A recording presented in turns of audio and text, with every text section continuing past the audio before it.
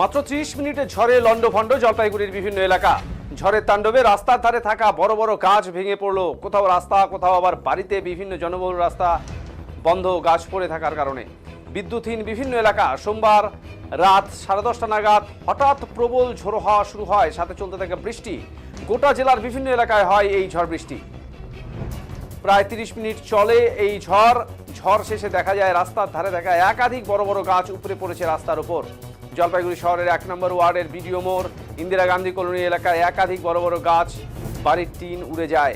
4 নং ঘুমটি এলাকায় রাস্তার ধারে থাকা একটি গাড়ির ওপর পড়ে একটি বিরাট আকারের বটগাছ, যদিও কেউ হতাহত হননি।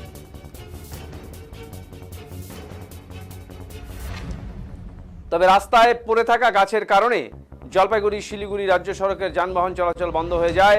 পাতকাটা গ্রাম পঞ্চায়েতের একাধিক বাড়ির চাল উড়ে গেছে বলে খবর। ময়নাগুড়ি মালবাজার রাজ্য সড়কে একাধিক গাছ পড়ার কারণে বন্ধ হয়ে থাকে যান চলাচল।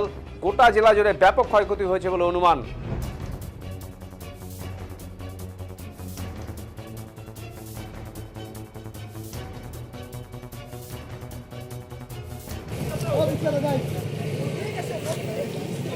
বললাম এটা কোন গাছ ভেঙে পড়লো ঝড়ে? এটা আমাদের ইন্দিরা গান্ধী কলোনি, ঠিক আছে, শীষতলা আমরা বলি এই জায়গাটা।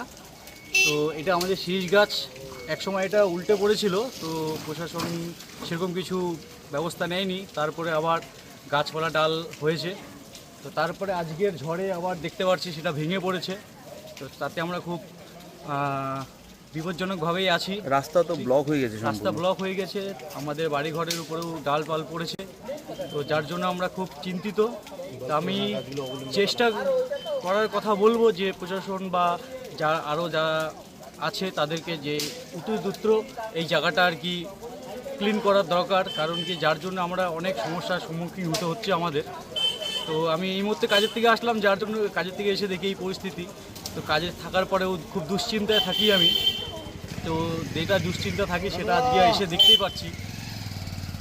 এই আর কি, যাতায়াত তো একেবারে বন্ধ হয়ে গেছে রাস্তা। হ্যাঁ, এখন আর কি করা যাবে, এখন যত তাড়াতাড়ি দ্রুত এটা জায়গাটা আমরা ক্লিন করার চেষ্টা করছি, পাড়া প্রতিবেশী যারা আছে তাদের সবাই নিয়ে। তো দেখি কতদূর কি করতে পারছি। আজ রাত 10:45 নাগাদ হঠাৎ করে যখন ঝড়টা শুরু হলো, সেই সময় আমি খেতে বসছিলাম।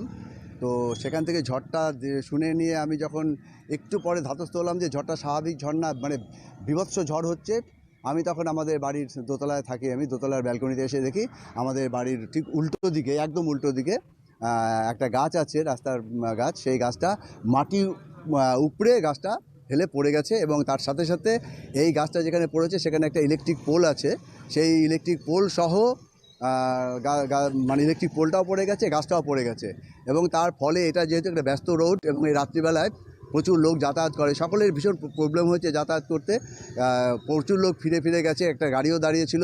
এবং মানে যেখানে গাছটা পড়েছে সেই নিচে একটা ছোট মারুতি অল্টো ভ্যান থাকে, অল্টো গাড়ি থাকে, সেই গাড়িটার উপরেই এই গাছটা পড়েছে।